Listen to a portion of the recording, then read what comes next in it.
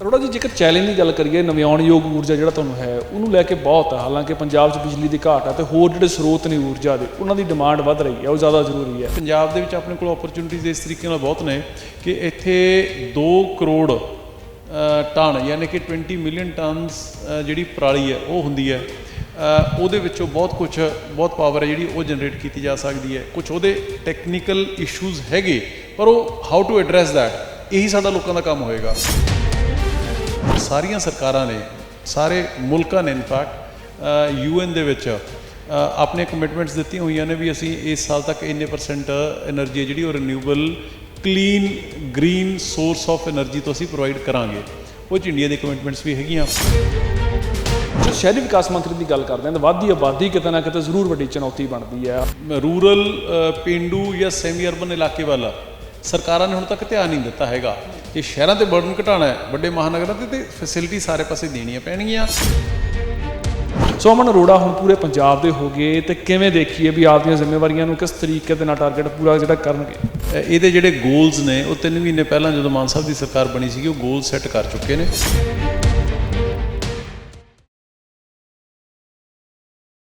5 ਨਵੇਂ ਮੰਤਰੀਆਂ ਨੇ ਬੀਤੇ ਦਿਨੀ ਸਹੁੰ ਚੱਕੀ ਤੇ ਉਸ ਤੋਂ ਅਗਲੇ ਦਿਨ ਹੀ ਜਿਹੜਾ ਕਿ ਵਿਭਾਗ ਆ ਮੰਤਰਾਲੇ ਵੰਡੇ ਜਾਂਦੇ ਆ। ਮੇਰੇ ਨਾਲ ਪੰਜਾਬ ਦੇ ਨਵੇਂ ਸ਼ਹਿਰੀ ਵਿਕਾਸ ਮੰਤਰੀ ਅਮਨ ਅਰੋੜਾ ਨੇ, ਜਿਨ੍ਹਾਂ ਨੂੰ ਨਵਿਆਉਣਯੋਗ ਊਰਜਾ ਸਰੋਤ ਮੰਤਰਾਲੇ ਦਿੱਤਾ ਗਿਆ, ਨਾਲ ਹੀ ਸੂਚਨਾ ਤੇ ਲੋਕ ਸੰਪਰਕ ਵੀ। ਸੋ ਬੜੀ ਵੱਡੀ ਜ਼ਿੰਮੇਵਾਰੀ ਹੈ। ਅਮਨ ਅਰੋੜਾ ਜੀ, ਪਹਿਲਾਂ ਤਾਂ ਸ਼ੁਭਕਾਮਨਾਵਾਂ ਕਿ ਨਵੀਂ ਜ਼ਿੰਦਗੀ ਤੇ ਨਵਾਂ ਰੋਲ ਮਿਲਿਆ, ਨਵੀਂ ਜ਼ਿੰਮੇਵਾਰੀ ਮਿਲੀ ਉਹਦੇ ਲਈ।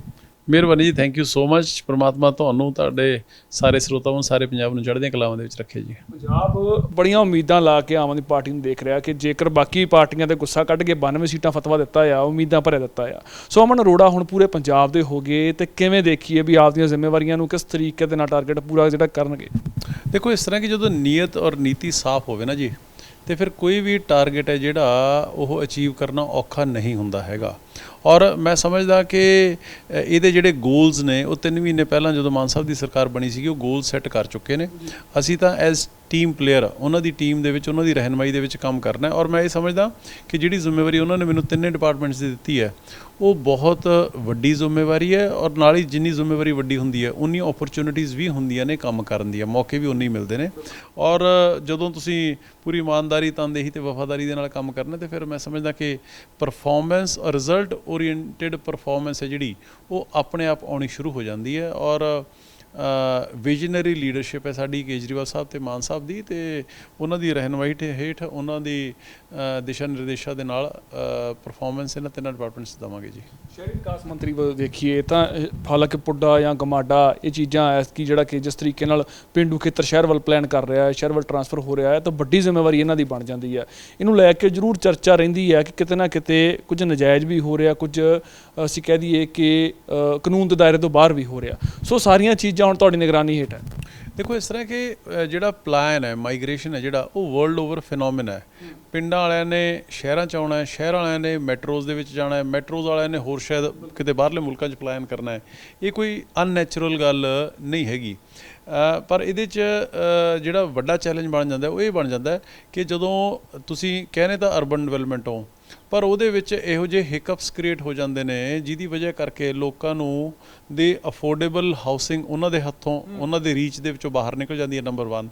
ਨੰਬਰ 2, ਜਦੋਂ ਇਹਨਾਂ ਡਿਪਾਰਟਮੈਂਟਸ ਦੀ ਫੰਕਸ਼ਨ ਦੀ ਗੱਲ ਕਰਦੇ ਹਾਂ ਤੇ ਕਈ ਵਾਰੀ ਹੁਣ ਚਲੋ ਹੁਣ ਡਿਪਾਰਟਮੈਂਟ ਮਿਲਿਆ ਹੈ, ਅੰਦਰ ਵੜ ਕੇ ਦੇਖਾਂਗੇ, ਸਮਝਾਂਗੇ ਇਹਦੇ ਮਸਲੇ ਕੀ ਨੇ, ਦਿੱਕਤਾਂ ਕੀ ਨੇ, ਮੁਸ਼ਕਲਾਂ ਕੀ ਨੇ ਤੇ ਕਿਵੇਂ ਉਹਨਾਂ ਨੂੰ ਹੱਲ ਕਰਨਾ ਹੈ। ਪਰ ਅਲਟੀਮੇਟਲੀ ਜਿਹੜਾ ਤੁਸੀਂ ਤੇ ਮੈਂ, ਆਪਾਂ ਲੋਕ ਪਬਲਿਕ ਲਾਈਫ ਦੇ ਵਿੱਚ ਰਹਿੰਦੇ, ਜਿਹੜੇ ਸੁਣਨ ਨੂੰ ਮਿਲਦੇ ਆ ਉਹ CLUs ਦੇ ਵਿੱਚ, ਪਰਮਿਸ਼ਨਾਂ ਦੇ ਵਿੱਚ ਦੇਰੀ, ਕਰਪਸ਼ਨਾਂ, ਜਿਹੜੀਆਂ ਇਹੋ ਜਿਹੀਆਂ ਮੈਲ ਪ੍ਰੈਕਟਿਸਿਸ ਨੇ ਉਹ ਆਪਾਂ ਬਹੁਤ ਸੁਣਦੇ ਰਹੇ ਹਾਂ। ਉਹ ਜਦੋਂ ਦਰੁਸਤ ਹੋਣਗੀਆਂ, ਇਹ ਜਿਹੜਾ ਰੌਟ ਹੈ ਨਾ ਜੀ, ਇਹ ਜਿਹੜਾ ਗੜਬੜ ਸ਼ੁਰੂ ਹੁੰਦੀ ਹੈ ਇਹ ਉੱਪਰੋਂ ਸ਼ੁਰੂ ਹੁੰਦੀ ਹੈ। ਉੱਪਰੋਂ ਪੋਲੀਟੀਕਲ ਲੀਡਰਸ਼ਿਪ ਤੋਂ, ਬਿਊਰੋਕ੍ਰੇਸੀ ਤੋਂ ਸ਼ੁਰੂ ਹੁੰਦੀ ਹੈ। ਫਿਰ ਜਿਹੜੇ ਬਿਲਡਰਸ ਨੇ ਉਹਨਾਂ ਦੇ ਜ਼ਰੀਏ ਹੁੰਦੇ ਹੋਏ, ਮਹਿਕਮੇ ਦੇ ਜ਼ਰੀਏ ਹੁੰਦੇ ਹੋਏ ਉਹ ਜਾ ਕੇ ਅਲਟੀਮੇਟਲੀ ਉਹਦਾ ਬੋਝ ਸਾਰਾ ਪੈ ਜਾਂਦਾ ਹੈ ਆਮ ਲੋਕਾਂ ਦੇ ਉੱਪਰ। ਉਹ ਜਦੋਂ ਝਾੜੂ ਨਾਲ ਅਸੀਂ ਜਿਹੜੀ ਗੰਦਗੀ ਉੱਪਰੋਂ ਸਾਫ਼ ਕਰ ਦੇਣੀ ਹੈ ਤੇ ਨੀਚੇ ਤੱਕ ਆਪੇ ਸਫਾਈ ਹੋ ਜਾਊਗੀ। ਠੀਕ ਹੈ, ਨੀਚੇ ਤੱਕ ਸਫਾਈ। ਪਰ ਜਦੋਂ ਸ਼ਹਿਰੀ ਵਿਕਾਸ ਮੰਤਰੀ ਦੀ ਗੱਲ ਕਰਦੇ ਹਾਂ ਤਾਂ ਵੱਧਦੀ ਆਬਾਦੀ ਕਿਤੇ ਨਾ ਕਿਤੇ ਜ਼ਰੂਰ ਵੱਡੀ ਚੁਣੌਤੀ ਬਣਦੀ ਹੈ। ਹਾਲਾਂਕਿ ਜਿਵੇਂ ਤੁਸੀਂ ਆਪ ਕਿਹਾ ਕਿ ਵਧੀਆ ਹਾਊਸ ਅਸੀਂ ਕਹਿ ਦਈਏ ਜਾਂ ਵਧੀਆ ਇਨਫਰਾਸਟਰਕਚਰ ਜਿਹੜਾ ਕਿ ਆਮ ਲੋਕਾਂ ਤੱਕ ਪਹੁੰਚਦੇ ਜਾਂ ਡਿਲੇ ਹੋ ਜਾਂਦਾ ਜਾਂ ਖਾਮੀਆਂ ਭਰਿਆ ਹੋ ਜਾਂਦਾ। ਸੋ ਉਹ ਵੱਡੀਆਂ ਚੀਜ਼ਾਂ ਨੇ, ਉਹ ਵੱਡੀਆਂ ਜ਼ਿੰਮੇਵਾਰੀਆਂ ਕਿ ਅਮਨ ਅਰੋੜਾ ਤੇ ਰਹਿਣਗੀਆਂ ਕਿ ਉਹ ਖਾਮੀਆਂ ਦੂਰ ਕੀਤੀਆਂ ਜਾਣ। ਨਹੀਂ, ਇਹ ਚੀਜ਼ ਤਾਂ ਦੇਖੋ ਹੈ ਹੀ ਹੈ ਜੀ। ਜਿੰਨੀ ਆਪਣੀ ਪੋਪੂਲੇਸ਼ਨ ਔਰ ਜਿਸ ਰੇਸ਼ੋ ਦੇ ਨਾਲ ਪੋਪੂਲੇਸ਼ਨ ਵੱਧ ਰਹੀ ਹੈ ਔਰ ਜਿਸ ਤਰੀਕੇ ਦੇ ਨਾਲ ਵੱਡੇ ਸ਼ਹਿਰਾਂ ਦੇ ਉੱਪਰ ਉਹਦਾ ਬਰਡਨ ਵੱਧ ਰਿਹਾ ਹੈ, ਇਹ ਚੀਜ਼ ਤਾਂ ਡੈਫੀਨੇਟਲੀ ਇੱਕ ਕਾਜ਼ ਆਫ ਕੰਸਰਨ ਹੈ। ਪਰ ਇਹਦਾ ਵੀ ਵੇ ਆਊਟ ਹੈ ਜਿਹੜਾ ਕੋਈ ਨਾ ਕੋਈ ਉਹ ਲੱਭਿਆ ਜਾ ਸਕਦਾ। ਇਹਦੇ ਨਾਲ ਨਾਲ ਇਕੱਲੇ ਆਪਾਂ ਕਹੀਏ ਵੀ ਆਪਾਂ ਇਕੱਲੇ ਸ਼ਹਿਰਾਂ ਨੂੰ ਜਾਂ ਮਹਾਨਗਰਾਂ ਨੂੰ ਆਪਾਂ ਦੇਖ ਲਈਏ ਤੇ ਬਾਕੀ ਪੰਜਾਬ ਆਪਾਂ ਛੱਡ ਦਈਏ, ਇਹ ਨਹੀਂ ਹੁੰਦਾ ਹੈਗਾ। ਤੁਸੀਂ ਬਾਹਰਲੇ ਮੁਲਕਾਂ ਦੇ ਵਿੱਚ ਵਰਲਡ ਓਵਰ ਟਰੈਵਲ ਕਰ ਲਓ, ਜੇ ਜੋ ਵੱਡੇ ਸ਼ਹਿਰ ਦੀਆਂ ਐਮਿਨਿਟੀਜ਼ ਨੇ, ਜੋ ਉੱਥੇ ਸਹੂਲਤਾਂ ਨੇ, ਉਹੀ ਆਲਮੋਸਟ ਛੋਟੇ ਸ਼ਹਿਰਾਂ ਦੇ ਵਿੱਚ ਵੀ ਅਵੇਲੇਬਲ ਹੁੰਦੀਆਂ ਨੇ। ਆਪਣੇ ਇੱਥੇ ਕੀ ਹੋ ਰਿਹਾ ਅਨਫੋਰਚੂਨੇਟਲੀ ਲੰਬੇ ਸਮੇਂ ਤੋਂ ਆਪਣੇ ਰੂਰਲ ਪੇਂਡੂ ਜਾਂ ਸੈਮੀ ਅਰਬਨ ਇਲਾਕੇ ਵੱਲ ਸਰਕਾਰਾਂ ਨੇ ਹੁਣ ਤੱਕ ਧਿਆਨ ਨਹੀਂ ਦਿੱਤਾ ਹੈਗਾ। ਜੇ ਸ਼ਹਿਰਾਂ ਤੇ ਬਰਡਨ ਘਟਾਉਣਾ ਹੈ, ਵੱਡੇ ਮਹਾਨਗਰਾਂ ਤੇ ਫੈਸਿਲਿਟੀ ਸਾਰੇ ਪਾਸੇ ਦੇਣੀਆਂ ਪੈਣਗੀਆਂ। ਸੋ ਇਸ ਕਰਕੇ ਇਹ ਇੱਕ ਚੈਲੰਜ ਤਾਂ ਹੈ, ਬਟ ਇਹ ਹੁਣ ਇੱਕ ਨੈਚੁਰਲ ਚੀਜ਼ ਹੈ। ਇਹਨੂੰ ਆਪਾਂ ਕਹੀਏ ਵੀ ਕੋਈ ਸਰਕਾਰ ਕੰਟਰੋਲ ਕਰ ਦੂਗੀ ਜਾਂ ਬੈਨ ਕਰ ਦੂਗੀ, that is not possible. Department the mandate ਹੈ ਜਿਹੜਾ ਉਹ ਇੰਨਾ ਕੀ ਹੈ ਕਿ ਜਿੰਨੀ ਵੀ ਤੁਸੀਂ ਡਿਵੈਲਪਮੈਂਟ ਕਰ ਰਹੇ ਹੋ, ਜਿੰਨਾ ਤੁਸੀਂ ਗਰੋ ਕਰ ਰਹੇ ਹੋ, ਉਹਦੇ ਵਿੱਚ ਕੋਈ ਮਾਲ ਪ੍ਰੈਕਟਿਸਿਸ ਨਾ ਹੋਣ, ਉਹਦੇ 'ਚ ਕੋਈ ਕਰਪਸ਼ਨ ਨਾ ਹੋਵੇ, ਉਹਦੇ 'ਚ ਕੋਈ ਜਿਹੜੇ ਐਂਡ ਯੂਜ਼ਰਸ ਨੇ, ਕੰਜ਼ਿਊਮਰ ਨੇ, ਜਿਨ੍ਹਾਂ ਨੇ ਕੋਈ ਪਲਾਟ ਜਾਂ ਮਕਾਨ ਜਾਂ ਕੋਈ ਸ਼ੋਰੂਮ ਲੈਣਾ ਹੈ, ਉਹਨਾਂ ਦੇ ਨਾਲ ਕਿਸੇ ਤਰੀਕੇ ਦੀ ਠੱਗੀ ਠੋਰੀ ਨਾ ਹੋਵੇ। ਔਰ ਇੱਕ ਪਰਟੀਕੂਲਰ ਸੈਕਸ਼ਨ EWS ਨੂੰ ਜਿਹੜੇ ਬਹੁਤਾ ਅਫੋਰਡ ਨਹੀਂ ਕਰ ਸਕਦੇ ਹੈਗੇ, ਉਹਨਾਂ ਨੂੰ ਤੁਸੀਂ ਅਫੋਰਡੇਬਲ ਹਾਊਸਿੰਗ ਤੁਸੀਂ ਪ੍ਰੋਵਾਈਡ ਕਰੋ। ਮੇਰੇ ਖਿਆਲ 'ਚ ਇੰਨਾ ਕੁ ਮੈਂਡੇਟ ਹੈ ਤੇ ਇਹਦੇ ਮੁਤਾਬਿਕ ਕੰਮ ਕੀਤਾ ਜਾ ਸਕਦਾ ਹੈ। ਅਰੋੜਾ ਜੀ, ਜੇਕਰ ਚੈਲੰਜ ਦੀ ਗੱਲ ਕਰੀਏ, ਨਵਿਆਉਣਯੋਗ ਊਰਜਾ ਜਿਹੜਾ ਤੁਹਾਨੂੰ ਹੈ ਉਹਨੂੰ ਲੈ ਕੇ ਬਹੁਤ ਹੈ। ਹਾਲਾਂਕਿ ਪੰਜਾਬ 'ਚ ਬਿਜਲੀ ਦੀ ਘਾਟ ਹੈ ਤੇ ਹੋਰ ਜਿਹੜੇ ਸਰੋਤ ਨੇ ਊਰਜਾ ਦੇ, ਉਹਨਾਂ ਦੀ ਡਿਮਾਂਡ ਵੱਧ ਰਹੀ ਹੈ, ਉਹ ਜ਼ਿਆਦਾ ਜ਼ਰੂਰੀ ਹੈ। ਸੋ ਉਹਨਾਂ ਨੂੰ ਲੈ ਕੇ ਕੀ ਅਸੀਂ ਦੇਖ ਸਕਦੇ ਹਾਂ? ਅਰੋੜਾ ਸਾਹਿਬ ਆਪਣੀ ਜ਼ਿੰਮੇਵਾਰੀ ਦੇ ਵਿੱਚ ਕੀ ਐਡ ਕਰਨਗੇ? ਕਿਉਂਕਿ ਬਾਇਓਫਿਊਲ ਦੀ ਗੱਲ ਹੋ ਰਹੀ ਹੈ, ਪਰਾਲੀ ਤੋਂ ਬਿਜਲੀ ਬਣਾਉਣ ਦੀ ਗੱਲ ਵੀ ਵਿੱਚ ਹੋਈ ਸੀ, ਜਾਂ ਵਿੰਡ ਐਨਰਜੀ ਦੀ ਗੱਲ ਹੁੰਦੀ ਸੀ, ਸੋਲਰ ਐਨਰਜੀ ਦਾ ਵੈਸੇ ਵੀ ਚਲੋ ਪੰਜਾਬ 'ਚ ਕਾਫੀ ਰੁਝਾਨ ਹੈ ਇਸ ਟਾਈਮ। ਤਾਂ ਸਾਰੀਆਂ ਚੀਜ਼ਾਂ ਦਾ ਹੁਣ ਕੀ ਵਿਜ਼ਨ ਰਹੂ?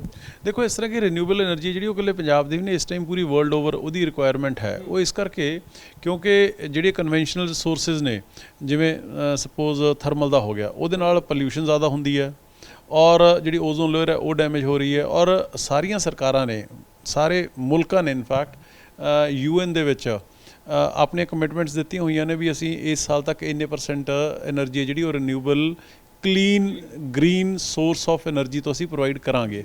ਉਹ 'ਚ ਇੰਡੀਆ ਦੀ ਕਮਿਟਮੈਂਟਸ ਵੀ ਹੈਗੀਆਂ।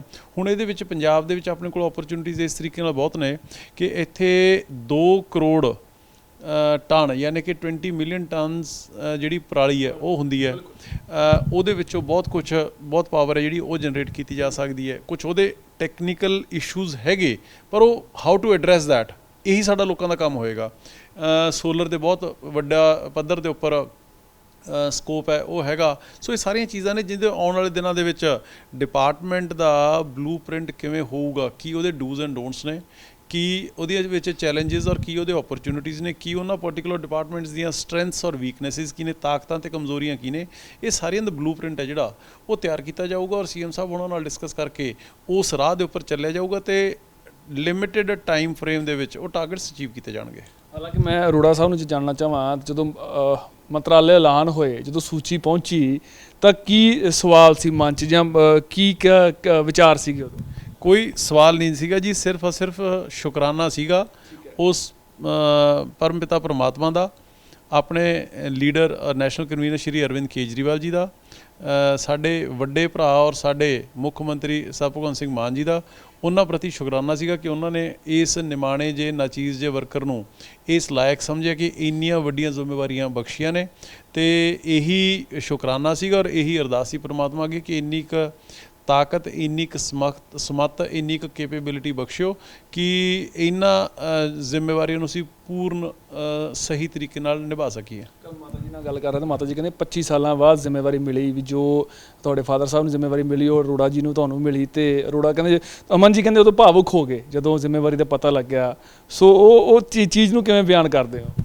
ਨਹੀਂ ਦੇਖੋ, ਭਾਵੁਕ ਤਾਂ ਹੋ ਹੀ ਜਾਣਾ ਸੀਗਾ ਜੀ, ਕਿਉਂਕਿ ਬਹੁਤ ਲੰਬੇ ਸਮੇਂ ਦੇ ਸੰਘਰਸ਼ ਤੋਂ ਬਾਅਦ ਪਰਮਾਤਮਾ ਦੀ ਕਿਰਪਾ ਦੇ ਨਾਲ ਸਾਡੇ ਲੀਡਰ ਕੇਜਰੀਵਾਲ ਸਾਹਿਬ ਤੇ ਮਾਨ ਸਾਹਿਬ ਉਹਨਾਂ ਦੀ ਮਿਹਰਬਾਨੀ ਸਦਕਾ, ਹਲਕੇ ਦੇ ਲੋਕਾਂ ਦੀ ਮਿਹਰ ਸਦਕਾ ਇੱਥੇ ਤੱਕ ਪਹੁੰਚਿਆ। ਭਾਵੁਕ ਹੋਣਾ ਤਾਂ ਸੁਭਾਵਿਕ ਸੀਗਾ। ਇਨਫੈਕਟ ਜਦੋਂ ਕੱਲ੍ਹ ਸਹੁੰ ਵੀ ਲੈ ਰਹੇ ਸੀਗੇ, ਉਸ ਸਮੇਂ ਵੀ ਵਿੱਚ ਦੀ 2 ਕੁ ਵਾਰੀ ਡੈਡੀ ਦੀ ਯਾਦ ਆ ਕੇ ਮਾਈਂਡ ਦੇ ਵਿੱਚ ਫਲੈਸ਼ ਹੋਇਆ, ਭਾਵੁਕ ਹੋ ਜਾਇਆ ਕਰਾਂ, ਬਟ ਫਿਰ ਉਹ 2-3 ਮਿੰਟ ਕੰਟਰੋਲ ਕਰਦੇ ਸੀਗੇ।